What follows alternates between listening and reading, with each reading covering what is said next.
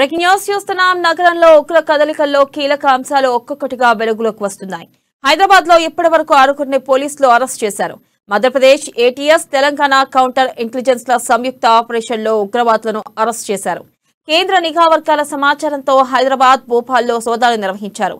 హైదరాబాద్ లోని ఓ medical college లో హెచ్ఓడి మహమ్మద్ సలీం, ఎంఎన్సీ కంపెనీల్లో క్లౌడ్ ఇంజనీర్ గా పనిచేస్తున్న అబ్దుల్ రెహమాన్, పాత బస్తీలో డెంటిస్ట్ గా పనిచేస్తున్న షేక్ జునైద్, రోజువారీ కూలీలైన మహమ్మద్ అబ్బాస్, షమీద్, మహమ్మద్ సల్మాన్లను అదుపులోకి తీసుకున్నారు.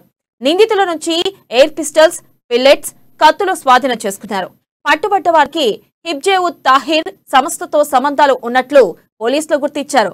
నిందితులంతా మారు పేర్లతో చలామణి అవుతున్నట్లు గుర్తించారు. కేంద్ర నిఘా వర్గాల సమాచారంతో 3 రోజుల పాటు హైదరాబాద్ లో ఆపరేషన్ నిర్వహించనున్నట్లుగా తెలుస్తుంది.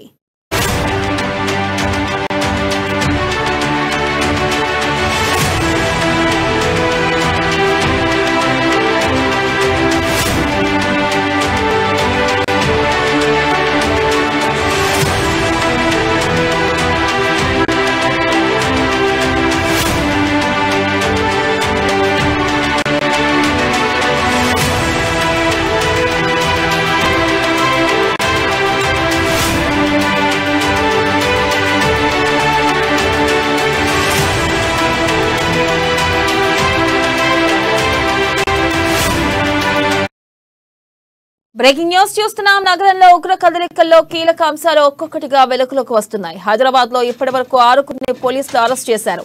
Madhya Pradesh ATS, Telangana counter intelligence ల సంయుక్త ఆపరేషన్ లో ఉగ్రవాదులను అరెస్ట్ చేశారు. కేంద్ర నిఘా వర్గాల సమాచారంతో హైదరాబాద్, భోపాల్లో సోదాలు నిర్వహించారు.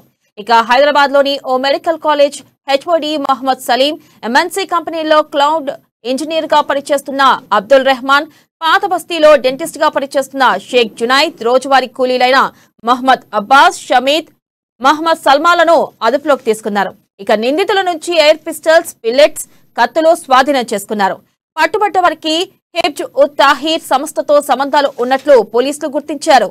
ఇక నిందితులంతా మారు పేర్లతో చలామణి అవుతున్నట్లుగా గుర్తించారు. కేంద్ర నిఘా వర్గాల సమాచారంతో 3 రోజుల పాటు హైదరాబాద్ లో ఆపరేషన్ నిర్వహించనున్నట్లు తెలుస్తోంది.